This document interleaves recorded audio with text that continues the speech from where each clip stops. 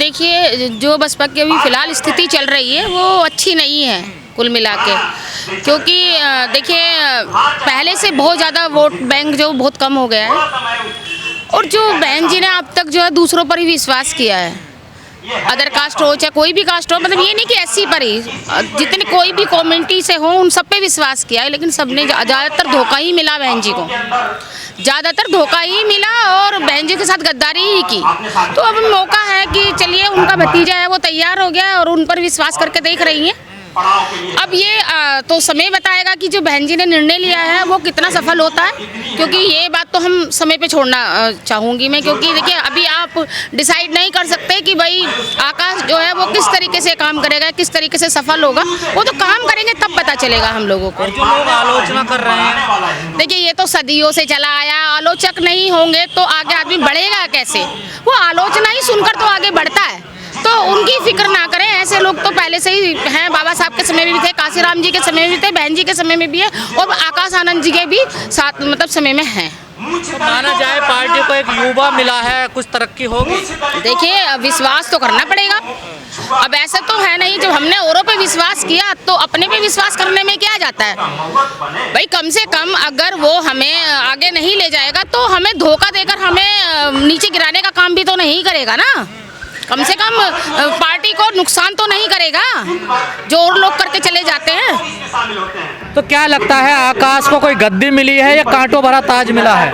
देखिए गद्दी नहीं है, ये कांटों भरा ही ताज है समझ लीजिए, क्योंकि अब जिस स्टैंड पर बीएसपी चल रही है उस पे चलना बड़ा मुश्किल है और आगे ऊपर तक पहुंचाना बड़ा मुश्किल काम है, तो वो कांटों भरी राही मिली है उसको, लोगों को मिल रहा है, लग रहा है कि ताज मिला है, लेकिन वो ताज नहीं है। ताज तो उसको कहते हैं कि बहन जी सीएम है और उसको बना दिया उसमें सत्ता में रहते हुए, अब सत्ता भी नहीं है और वोट बैंक भी कम है, तो ये बहुत कठिन जो है डगर होने वाली है आकाश जी की, और देखते हैं कि वो अपने विचारों से किस तरीके से आगे बढ़ते हैं। लेकिन 2024 का चुनाव भी नजदीक है, उससे पहले बहन जी ने इतना बड़ा फैसला लिया है। देखिए फैसला तो लेना ही था, जो अब तक लोगों पे विश्वास किया वो धोखा ही दिए। एक भी बंदे आप बता दीजिए इतने लोगों पे बहन जी ने इतना बड़ा नेता बना दिया, पैसों से भर दिए उनके घर, लेकिन सबने धोखा ही दे दिया। तो अब 2024 में तो रिस्क नहीं ले सकती ना, अपने पे ही विश्वास करेंगी, इसलिए उन्होंने शायद ये सोच समझ कर ही फैसला लिया है बहन जी ने। तो क्या दलित समाज अपनाएगा आकाश आनंद? देखिए अगर उनको गड्ढे में नहीं जाना है ना, और अगर दिमाग की बत्ती खोल लें, या मैं कहूँगी कि जो अपना सोचने की जो क्षमता है उसको बढ़ाएं और आगे तक का सोचें कि अभी तक जो बीएसपी में आए हैं और बहन जी ने जिन पे विश्वास किया उन्होंने धोखा ही दिया है, तो अब अपने पर भी विश्वास कर ले और अच्छा फैसला है। देखिए अब आकाश आनंद जी को भी तो मौका दीजिए ना कुछ करने का। लगातार जैसे आपने कहा पार्टी की स्थिति ठीक नहीं है, समाज पर लगातार अत्याचार बढ़ रहे हैं, तो क्या कोई समाज को उम्मीद कहीं से नजर आएगी चंद्रशेखर से या फिर आकाश आनंद से? देखिए चंद्रशेखर का तो आपने हाल देख ही रखा है, वो तो बेपैंदी का लोटा हो गया है, कभी इधर लुढ़क जाता है कभी उधर लुढ़क जाता है, उसका कोई स्टैंड ही नहीं है। काश के उसका भी कोई स्टैंड होता, लोगों ने उस पर भी बहुत विश्वास किया, ऐसी बात नहीं है। हम लोगों ने कह रहे हैं बहन जी ने आकाश आनंद को लाकर चंद्रशेखर की काट ढूंढी है। ये देखिए ऐसा है, ये तो समाज है, कुछ भी कह सकता है, और ये राजनीति है, राजनीति में कुछ ना कुछ तो कदम उठाना ही पड़ता है। क्या लगता काट है वाकई में? काट भी हो सकती है, काट उसकी होती है जो बराबर में खड़ा हो। यार चंद्रशेखर तो बराबर में है ही नहीं कहीं भी, एक एक्सीडेंटल नेता तैयार किया गया और एक्सीडेंटल नेता वो उतारा गया समाज में वोट काटने के लिए, तो उसने सिर्फ वोट काटने का काम किया। और अभी तो आपने देखा था जो चुनाव हुए हैं उनमें क्या हाल हुआ है उसका, तो अब तो वोट काटने लायक भी नहीं रहा है। कहा जा रहा बहन जी भी परिवारवाद के रास्ते पे चलने लगी है। देखिए ऐसा है, अभी तक तो सामाजिक तौर पर ही सब लोगों को बहन जी ने विश्वास करके लाई हैं, तो अब जरा परिवार पे भी विश्वास कर ले भाई। अब लास्ट 2024 जो चल आने वाला है, तो बहन जी अब रिस्क क्यों ले, इतना तो रिस्क ले ही चुकी हैं, अभी तक पार्टी कहाँ से कहाँ पहुँचा दी लोगों ने। तो अब बहन जी ने अपने पे जो अपना खून है उस पर विश्वास किया है, वो कुछ गलत नहीं किया और करना भी चाहिए।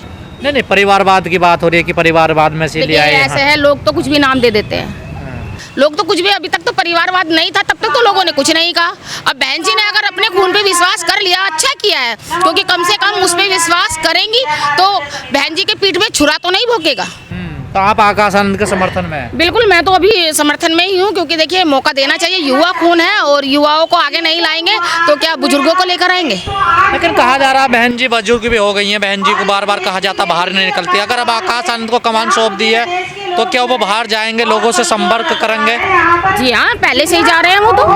अब शायद जिम्मेदारी मिल गई है तो और ज़्यादा तेजी से चलने समाज में जाने का काम करेंगे। तो आकाश आनंद उम्मीद की किरण है बहुजन समाज के लिए। बिल्कुल बिल्कुल किरण है, क्योंकि देखिए अगर हम एक उस किरण पे विश्वास नहीं करेंगे तो हम बहुत मतलब ये लगा लीजिए कि अभी तक तो गुलामी की तरफ जा रहे हैं, फिर गुलामी हो जाएगी। हमें विश्वास तो करना पड़ेगा, क्योंकि जिसकी सत्ता होती है सब कुछ जो है सेफ उसी का होता है। लोग कह रहे हैं बहन जी ने पार्टी को बर्बाद कर दिया। देखिए वो तो बाबा साहब को भी कहते थे, वो तो काशी राम जी को भी कहते थे। ऐसे नेगेटिव लोग नहीं होंगे तो मैं अभी फिर दोबारा रिपीट कर रही हूँ कि ऐसे नेगेटिव लोग नहीं होंगे तो आगे बढ़ने का मौका नहीं मिलेगा। हमें प्रेरणा कैसे मिलती है? ऐसे नेगेटिव लोगों से तो मिलती है, तभी तो हमें आगे बढ़ने की जो है क्या कहते हैं प्रेरणा और आगे बढ़ने का जो हमें हौसला मिलता है, ऐसे लोगों से ही मिलता है। डर गई है बहन जी बीजेपी से, इसलिए ऐसे कदम उठा रही है। देखिए डरती तो वो किसी के बाप से भी नहीं है, मैं आपको बता दूं, वो नहीं डरती है किसी से। बात ये है कि देखिए वो सत्ता में बैठे हुए हैं और राजनीतिक तौर पर ही लड़ाई लड़नी सही है, क्योंकि संविधान के तौर पर लड़ेंगी तभी तो आगे बढ़ेंगी। क्योंकि हम संविधान जिस मसीहा ने संविधान लिखा हम उनके फॉलोवर हैं और हम संविधान को पूरी अपना सम्मान देते हैं, तो हम उसी के अनुसार चलें, क्योंकि बाबा साहब ने एक हमें अधिकार दे रखा है वोट का, और उस वोट से आप चाहे तो अपनी सत्ता ला सकते हैं और राजा बन सकते हैं। देखिए एक बहुत अच्छी बात तौकीर रज़ा साहब ने कही, वो आप लोगों को ध्यान से सुननी चाहिए थी, शायद आप लोगों ने नहीं सुनी। उन्होंने कहा आस्था की बात है तो आस्था आस्था बराबर होती है सबकी। अगर एक आस्था वाले ये बात बोलते हैं कि हम सुप्रीम कोर्ट को नहीं मानेंगे, अगर हमारे खिलाफ फैसला आया हम सुप्रीम कोर्ट से भी ऊपर हैं, तो आस्था अगर आस्था दोनों की बराबर है, हम तो अब भी ये नहीं कह रहे क्योंकि हम संविधानवादी हैं, हम अम्बेडकरवादी, हम अब भी ये नहीं कह रहे हैं कि हमारी आस्था सुप्रीम कोर्ट से ऊपर है, लेकिन आस्था आस्था बराबर है। जहाँ किसी और की आस्था खड़ी है उसी के बराबर में हमारी भी आस्था खड़ी है, और उसके लिए संवैधानिक तरीके सारे इस्तेमाल किए जाएंगे, ये हम वादा करें। क्या सर आप चुनाव लड़ोगे भविष्य में? आप भविष्य में बनाने की बात हुई है, 24 की बात कर रहे हैं सर आप? MP बनना कोई मुश्किल काम है। एक हमारे चीफ जस्टिस साहब थे, अभी बाबरी मस्जिद का इस्तीफा देके अब आसिफ बाबरी मस्जिद का फैसला देके उनका रिटायरमेंट हुआ, उनको राज्यसभा की सांसदी फौरन मिल गई।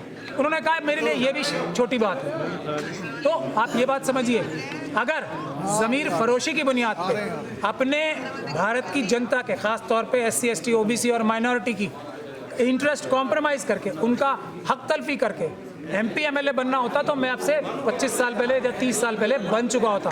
MP MLA देखिए एक बहुत अच्छी बात तौकीर रज़ा साहब ने कही, वो आप लोगों को ध्यान से सुननी चाहिए थी, शायद आप लोगों ने नहीं सुनी।